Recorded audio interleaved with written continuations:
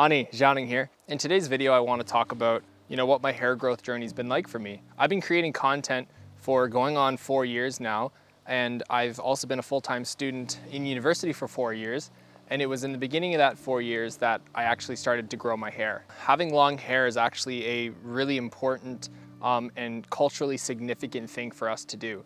Not every person will have long hair, not every man especially will have long hair, but I want to talk a little bit about what it means to us when we do grow our hair. So for us as Anishinaabe people, we believe that our hair is seen as like an extension of our spirit. So we believe what makes us human beings is we have 4 parts.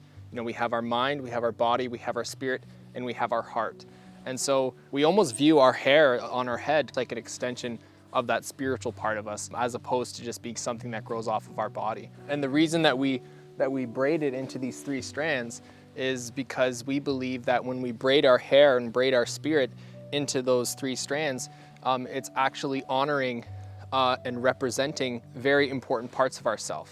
So things like our mind, our body, and our spirit. Those 3 strands that we braid together are also recognized and seen as being our past, our present, and our future. These 3 strands also represent those before us, ourselves, and those after us. So those previous generations, ourselves, and those future generations. And those are often described as what we call our 7 generations. So a lot of people will think that what that means is 7 generations before us and 7 generations after us. Our 7th generation includes ourselves, and we exist in the middle. So if you are young enough to remember your great-grandparents and you are fortunate to grow old enough to meet your great-grandchildren, you will have witnessed your 7 generations. So it's actually 3 generations before you and 3 generations after you. So I've been growing my hair for 4 years. I started growing my hair when I really began taking my culture seriously in my first year of university studies, as well as the first year that I started content. And so I've come a long way, and I really do feel that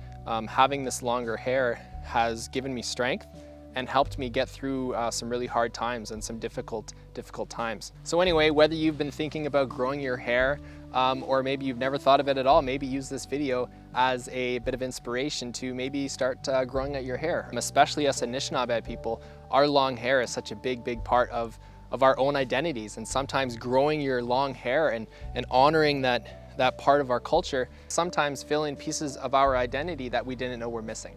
So just something to consider. But remember, having long hair or not having long hair doesn't make you any less or any more Indigenous than anyone.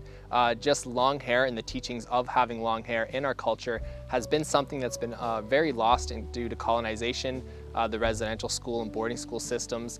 And so it's really important that we revitalize these teachings. And so growing your hair long can be one of those ways that we revitalize those lost teachings. Now, those are my thoughts. Miigwech for listening, and I'll see you in the next one. Miigwech.